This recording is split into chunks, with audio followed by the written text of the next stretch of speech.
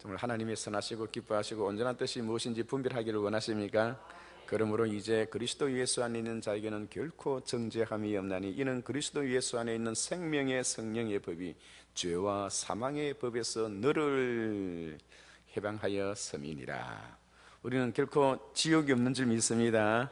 지옥이 나에겐 없네, 주의 피는 내 죄 가리네, 예수님 나를 위해 돌아가셨으니 지옥이 나에겐 없네, 심판이 나에겐 없네, 주의 죄는 내 죄 가리네, 예수님 나를 위해 돌아가셨으니 심판이 나에겐 없네. 심판이 없다는 겁니다. 저와 여러분들에게는 심판이 없고 오직 재판만이 있는 줄 믿습니다.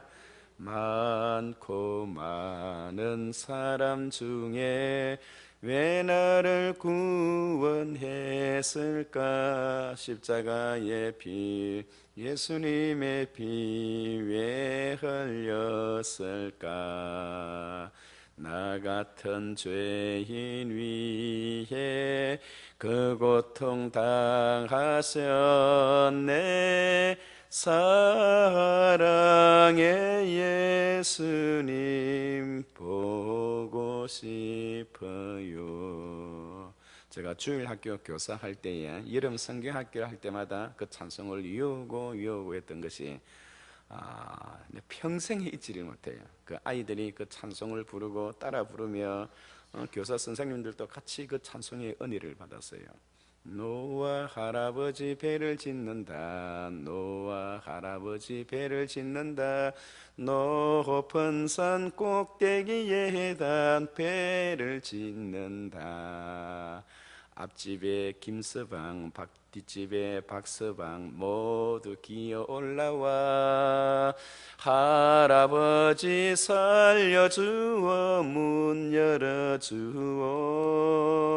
울고 불고 애걸 하나 때는 늦었다. 뭐 이런 찬송을 비롯했어요.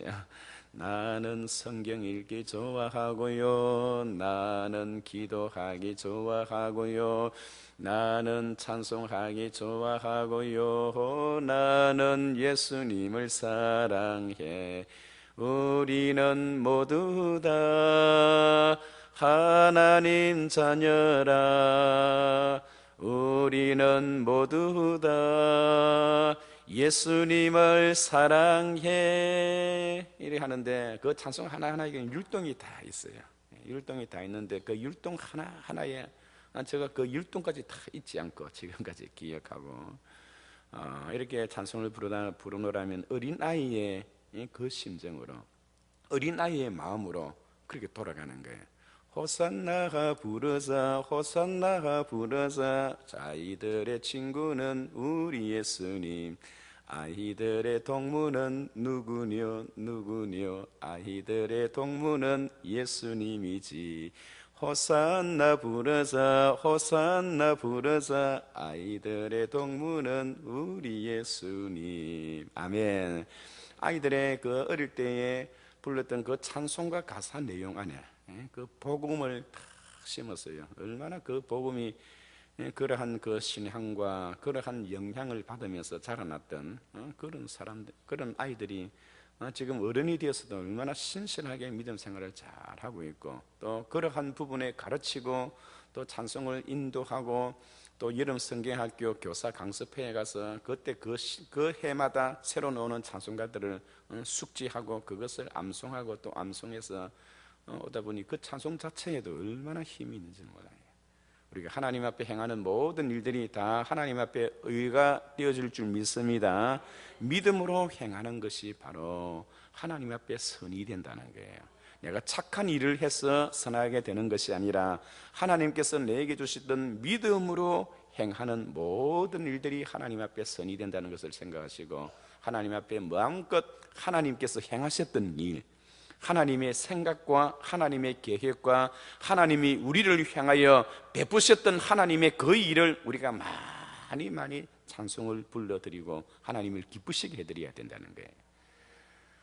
내가 산을 향하여 눈을 들리라. 나의 도움이 어디서 올꼬. 할렐루야. 천지 지으신 여호와 나의 왕이여 영원 무궁히 지키시리로다. 이런 찬송도 하나님 앞에 우리가 우리의 모든 도움은 하나님께로부터 온다는 그런 마음으로 갖고 막 율동을 하면서 제비새끼처럼 입을 쫙쫙 벌리면서 그 아이들이 따라하고 같이 인도했던 그런 시절들이 어제 아래 같았는데 벌써 전제와 같이 내가 부음이 되고 나의 떠날 기약이 가까웠으니 나의 선한 싸움을 마치고 달려갈 길을 마치고 내 믿음을 지켰으니 이제후로는 나를 위하여 의의 면류관이 예비되었으니 곧 의로우신 재판장이 나타나실 때에 내게 주실 것이요 내게만 아니라 주의 나타나심을 사모하는 모든 자에게 도인이라. 사도 바울의 신앙 고백 아닙니까? 우리가 주님을 위해서 헌신하고 충성하는데 어제 아래 부름을 받았는 것 같은데 벌써 30년이 지나고 40년이 지나고 은퇴의 시기가 다가왔고 나의 떠날 기약이 가까웠으니 하나님 앞에 돌아가야 할 그 시점이 점점점 다가온다는 거예요. 지금 젊은 저희들에게는 그것이 앞으로 뭐 30년 40년 한참 남았다고 생각되어지지만 여러분 그렇지 않아요. 연세 드신 분들은 연세 드신 분들 나름대로, 젊은 사람은 젊은 나름대로 세월이 얼마나 그 나이에 맞게끔 세월이 흘러가는지 몰라요. 어떻게든 간에 우리가 하나님 앞에 설 때에 부끄럼 없는 그런 인생으로 하나님 앞에 서야 할 줄 믿습니다. 오늘 특별히 우리가 역대상 8장을 읽었는데 8장이 그러해요. 8장에는 특별히 베냐민 지파에 관해서 족보를 쭉 이야기를 하는데 부분을 두 부분으로 나누어서 설명을 하는 거예요. 하나는 사사시대에 있었던 에훗을 중심으로 한 족보가 하나 나와 있고요, 또 하나는 이스라엘의 첫 번째 왕이었던 사울을 중심으로 한 족보가 두 개를 쭉 나오는 거예요. 그러니까 사울 이전 시대까지는 사사 가운데 에훗이란 사람이 베냐민 지파에서 나왔어요. 베냐민 지파는 야곱의 12아들의 막내 아들이 아닙니까? 벤자민 프랭클린, 벤자민 황 그래 벤자민이 있는데요, 이 베냐민의 이 12아들 마지막 아들이 베냐민인데 가장 작은 지파에서 이런 큰 용사가 나왔어요. 두 명이나 나왔는데 하나는 사사시대에 그 시대를 통치했던 에훗이라는 사람이 나왔고, 한 사람은 왕정시대 때의 사울이라는 사람이 이 베냐민 지파에 나왔습니다. 그리고 뿐만 아니라 신약시대에 와서는 사도 바울이라는 사람도 베냐민 지파에서 나왔어요. 그런데 이 베냐민 지파의 이러한 족보를 상세하게 이렇게 기록하는 것은 우리 하나님께서 하나님의 나라와 하나님의 나라 건설을 위해서 수고하고 충성하고 헌신한 사람들의 그 수고를 우리 하나님이 기억하신다 하는 것을 우리에게 오늘 이 족보는 우리에게 던져주는 거예요. 아멘. 하나님은 하나님의 교회에, 하나님의 나라에 이름 없이 빛도 없이 수고하고 헌신한 사람들의 그 수고를 주께서 기억하신다는 거예요. 그래서 우리가 믿음 생활을 하는 가운데 이런 날씨가 추워도 새벽에 나와서 하나님 앞에 드리는 이 한 시간의 이 예배 시간이 다른 곳에서의 첫날을 보내는 것보다 더 귀하다는 것을 하나님 인정해 주시고 우리의 열심과 우리의 수고를 하나님께서 늘 기억해 주신다는 그런 음성으로 들으시기를 바랍니다. 내가 하나님 앞에 선을 행하고 하나님 앞에 헌금을 하고 하나님 앞에 기도를 올리고 하나님을 찬양하고, 다들 좀 더 누워 있고 싶고 더 추운데 그 따뜻한 이불 자리에서 더 시간을 보내고 싶지만은 그 자리를 박차고 나와서 하루의 첫 시간을 하나님 앞에 예배로 시작해야 한다는 그런 열정과 그런 마음을 우리 하나님께서 잘 알고 계신다는 거예요. 또 그런 걸 떠나서 우리 교회 목사님이 혹시나 내가 참석하지 않으면 나의 자리가 비면 목사님이 힘이 빠질까 싶어서 또 전체의 예배를 위해서 힘들고 어려워도 좀 더 자고 싶어도 그래도 그 자리를 지키려고 나오는 여러분들의 마음과 그 심정을 우리 하나님께서 다 알고 계신다는 거예요. 그래서 하나님은 이 베냐민 지파의 그 수고와 하나님의 나라를 건설하는데 희생하고 충성하고 헌신했던 이러한 그 사람들의 수고를 다 알아주신다는 의미에서 베냐민 지파의 사람들을 쭉 기록하고 있는 것입니다. 특별히 그 가운데 우리 하나님의 그런 섭성은 어떠한가? 약한 자를 특별히 하나님 들어서시는 거예요. 아멘. 12지파 가운데 가장 약한 지파가 베냐민 지파입니다. 베냐민 지파. 그런데 하나님은 가장 약한 지파를 들어서시는 거예요. 에브라임 지파는 어떻습니까? 에브라임 지파는 가장 강했어요. 그래서 여호수아를 배출하고 똑똑하고 잘난 사람들은 다 에브라임 지파에 있는 거예요. 그러니까 막 시끄럽고 말도 많고, 그리고 에브라임 지파가 얼마나 하나님께 또 지도자에 대해서 많이 대항합니까? 결국 이스라엘 나라가 패망하고 이스라엘 나라가 망하는 것도 에브라임 지파의 큰 역할이 있었습니다. 얼마나 그들이 말을 함부로 하는지 몰라요. 그리고 지도자를 대어들고요. 그리고 다윗의 이새의 집안과 다윗의 집안 우리가 더 이상 무슨 상관이 있느냐 하면서 그 당시 최고의 야당 지도자의 인물이었던 여로보암을 들어서 그 나라의 새로운 왕으로 떡 세워버립니다. 반역행위죠. 결국 하나님의 나라를 두 조각으로 쫙 냈던 그런 지파가 바로 에브라임 지파 아닙니까? 잘나고 똑똑한 사람들은 다 에브라임 지파였어요. 그러나 베냐민 지파는 다 힘이 없고 연약하고 작은 숫자였지만은, 그러나 우리 하나님은 잘나고 똑똑한 사람보다 약하고 못나고 어리석은 사람을 하나님 더 들어서시는 거예요. 왜냐하니까 잘나고 똑똑한 사람을 들어서시면 우리 하나님은 내가 잘했다, 하나님 도움 없이 내가 잘했다, 자기 이름을 드러내는 거예요. 그런 사람은 하나님의 나라에 필요 없는 것입니다. 그래서 성경에는 형제들아, 하나님께서 우리를 부르심을 보라. 주의 부르심에 지혜로운 자가 어디 있으며 능한 자가 어디 있으며 문불 좋은 자가 어디 있느냐. 그러나 하나님은 미련한 자를 들어서서 지혜로운 자를 비끄럽게 하게 하며, 아멘. 약한 자를 들어서서 강한 자를 부끄럽게 하게 하시는도다. 여호와는 천한 것과 멸시받는 것과 없는 것들을 쓰셔서 있는 것들을 패하게 하려 하시나니 이는 누구든지 하나님 앞에서 자랑하지 못하게 하려 함이니라. 하나님은 잘나고 똑똑하다는 사람들 하나님 나라에 필요 없어요.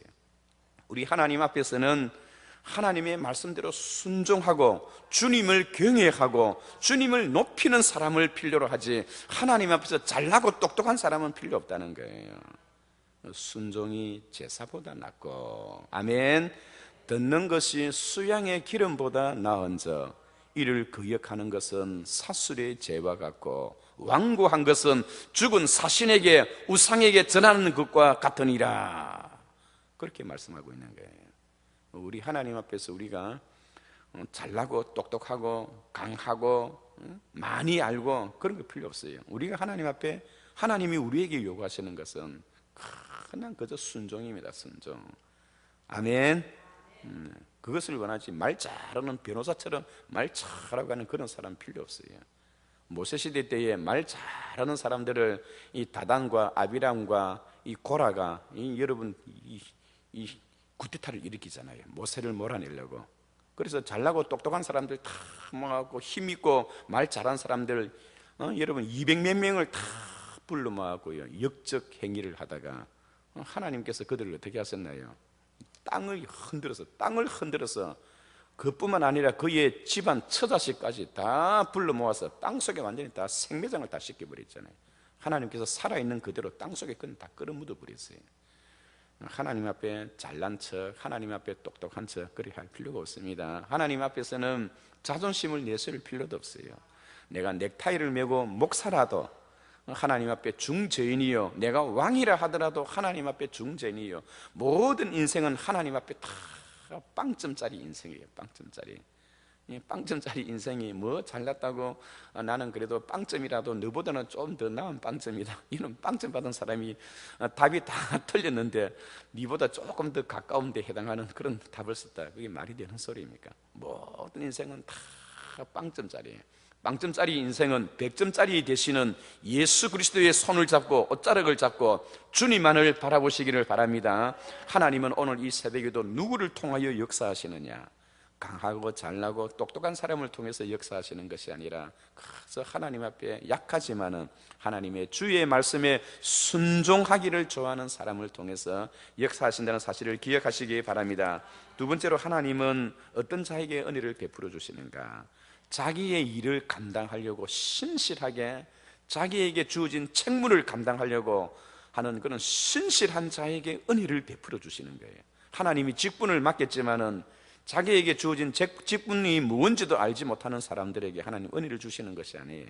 하나님께서 나에게 목사의 직분을 주고 장로와 권사와 집사와 성가대 대원과 주일학교 교사와 식당 봉사의 그런 직무를 주셨지만은 하나님이 주셨던 이 직무를 잘 감당하려고 나에게 지혜를 주시고 능력을 달려고 그렇게 기도하고 몸부림치며 노력하는 자에게 하나님께서 그렇게 은혜를 베풀어 주시는 거예요.